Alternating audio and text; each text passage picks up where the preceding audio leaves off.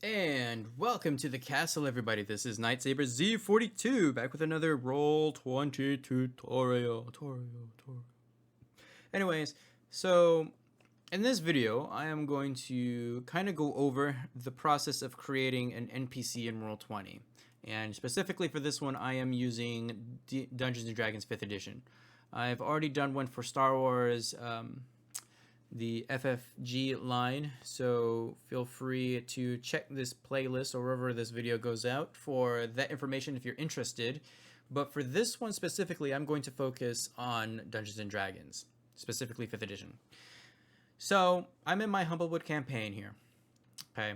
And actually, let me just bring up an example. So like my Wake Worm, this is the character sheet for the Wake Worm itself. Okay, I've inputted everything like the name, the hit points, the formula, everything that is actually in the book I have gone ahead and put into here. So the first thing that you can do, well, the first thing you need to do is definitely create a character, give it a name.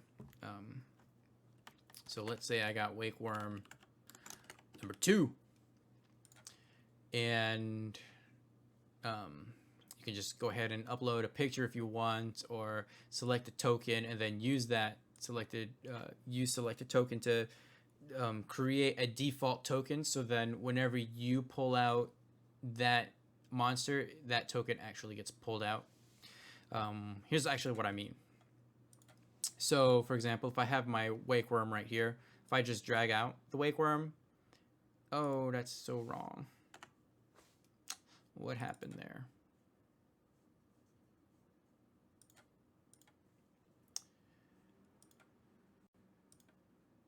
Oh, because it's not even a token. Okay, so first thing, select your token, then you select a token, and now that is the default token.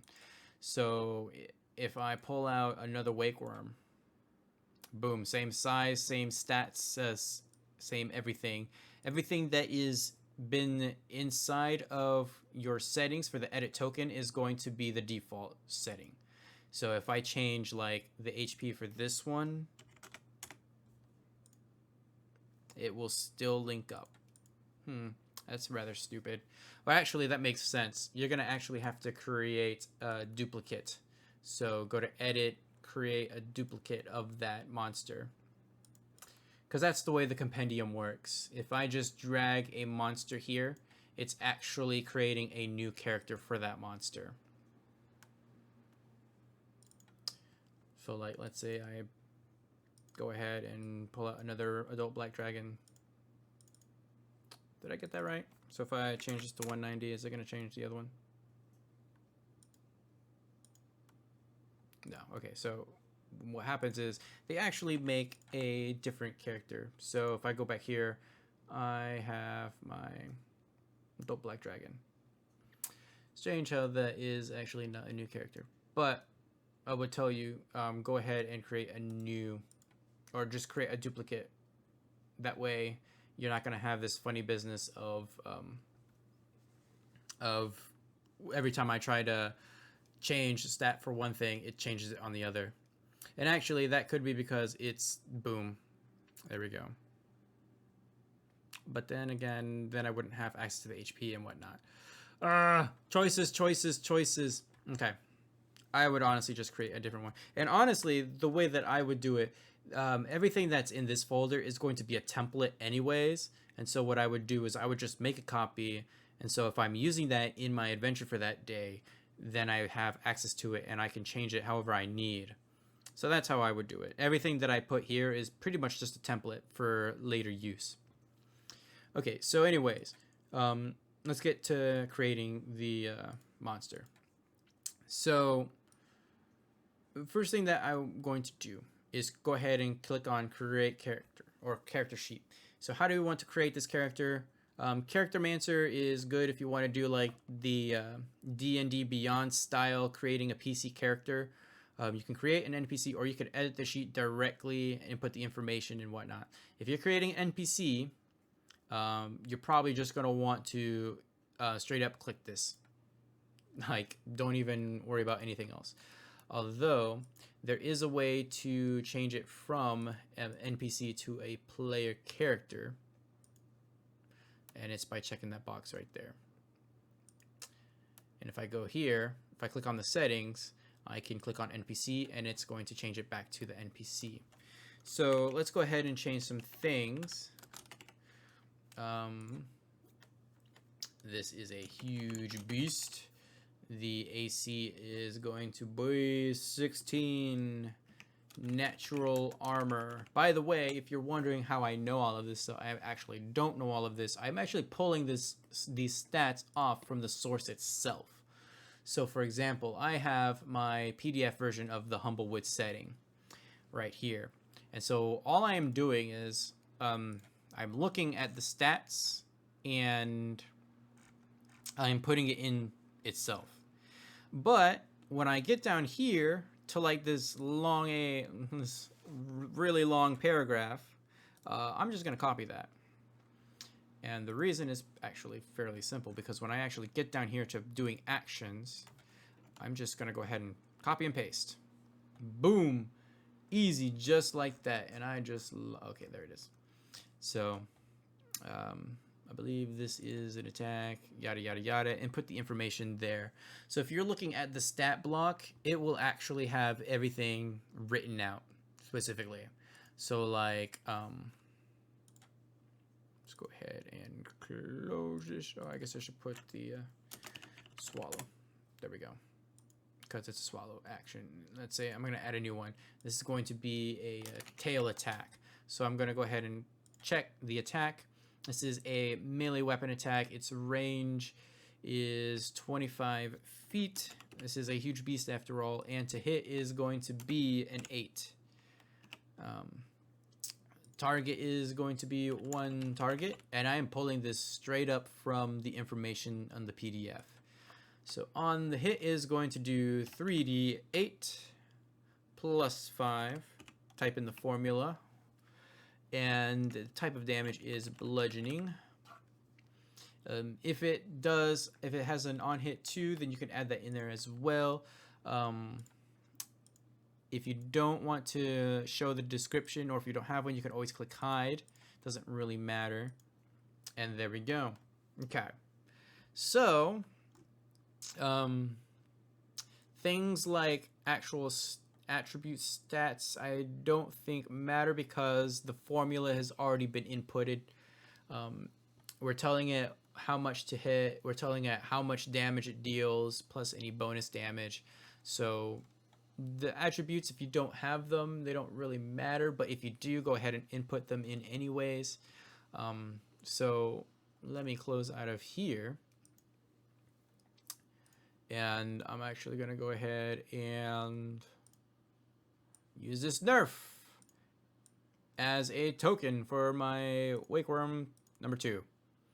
So go ahead, open this up, edit, use selected token, just as we have used in the last video. And if I really wanted to go that much further, I can just go ahead and represent the character, show the NPC AC, which I think I put, I'm pretty sure I put.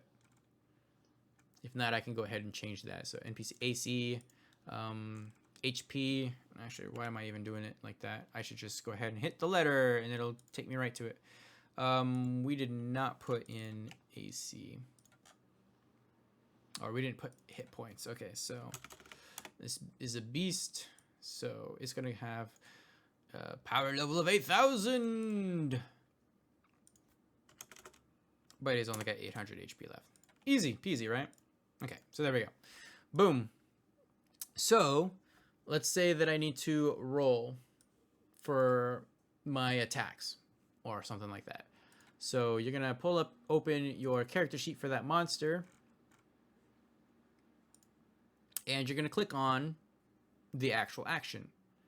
So, if it's a actual attack, when I click on it, it's going to go ahead and show me that this is a 25 and a 22 to hit. So if I actually succeed, click it again and it rolls the damage. So it rolled a 7 plus 1 plus 5. By the way, the reason why it is rolling 2 is because of advantage. If you don't want to roll for advantage, okay, so for advantage, you're rolling 2 dice and you're taking the higher number.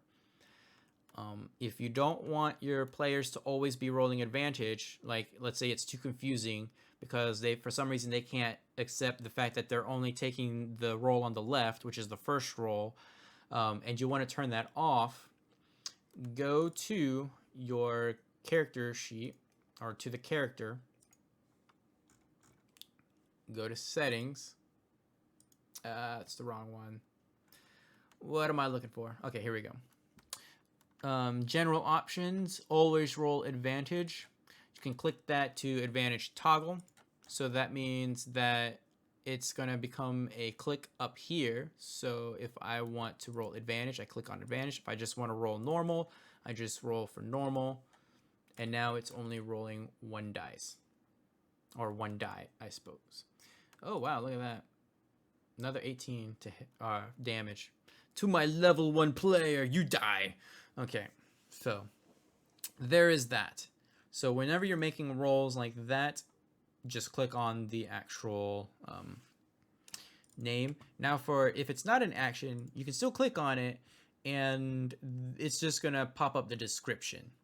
And so you would just follow the description, yada, yada, yada, things like that. Okay? If you want to, let's say you want to roll behind the scenes, like you don't want your players to know how strong this beast is by hovering over and stuff like that, you can go ahead and whisper toggle. So to GM or public, or you could just go ahead and have that always whisper. If you query whisper, a actual pop-up will come up and you'll either click yes or no. But for now, let's go ahead and click that whisper toggle. So now to GM, we see that the roll is a 24. Oh, does a 30 hit? Yes. Oh, you take 50 damage, bludgeoning damage. Ah, I'm dead. Yeah, I figured. You're dead. My level 1 player. Okay, so there you go. If you don't want your players to know the name of the enemy that is attacking them, change the show to hide. And that'll go ahead and get rid of this wake worm number 2 down there. Auto roll damage, you can go ahead and set that so that whenever you click on the attack, it'll go ahead and roll that damage as well. Just as a side note, like if you're preemptively getting ready, that way you don't have to be asking, hey, does this 23 hit? Oh, you take 24 bludgeoning damage. It's already set up. So that's just a little time management thing, so you're not wasting time, especially when you have like 5 PCs that have to take their turn and stuff like that, and you're it's kind of slowed down because you're asking them all these questions and whatnot. Okay, so with that being said, there is an easier way of doing monsters. So if you have monsters that are actually in the monster manual, let's say, I showed this in my token programming video, but if you go to the compendium, you have all of these tokens that are in the monster manual or from whatever source book that you're using. So like, let's say you're using one of the sources from, oh gosh, I'm trying to think. There's one that I have, I know, and I just, for the life of me, I'm drawing a blank. It has like monsters, but like different types of monsters, like goblins and forest goblins and stuff like that. I cannot remember the name of that book. Oh my gosh. But if you have another source that provides monsters like that in Roll20 and you bought it through Roll20, just go to the compendium and it'll be here. So like, let's say I have this diseased rat. I can click on it and I can check out the stats for that rat. Specifically like the challenge rating. Okay, that's good. Let's go ahead and put in a diseased giant rat. Just drag and drop. Or if you want, you can go ahead and see the stats. Oh, look at that. Didn't even know that. Just go ahead and drag the rat onto it. It's going to create a character. And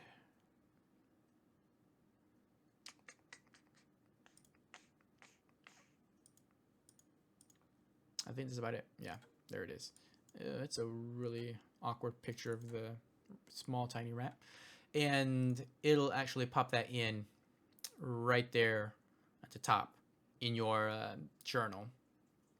And so if I need to go ahead and edit any of these, like let's say it's brought down to 3. Oh, gotta push enter. I can do that. So the really cool thing about these compendium items is that I can drag as many of these as I want and edit them however I see fit, and it's not going to change the rest of them. I'm not quite sure how to do that for any NPCs that I have created, like this wake worm here. Because as we've seen, if I change it to 1, it's going to link it to the others. So it doesn't look like there's any sort of setting in the token editor. So yeah, there is that. If you know of that why that is, then definitely let me know, because that would be some handy information to have. That way I'm not having to make copies and stuff like that. So anyways, that is kind of it for this tutorial, and it's actually been a really long one, so I apologize for that. Feel free to leave a comment down below for anything that I've missed or any other information that you would like to know. I am more than happy to make more tutorials and stuff like that. And also share this video with anybody that you think would really learn something. And please just give this video a huge thumbs up to support this series and this content. And I will see you guys in the next video.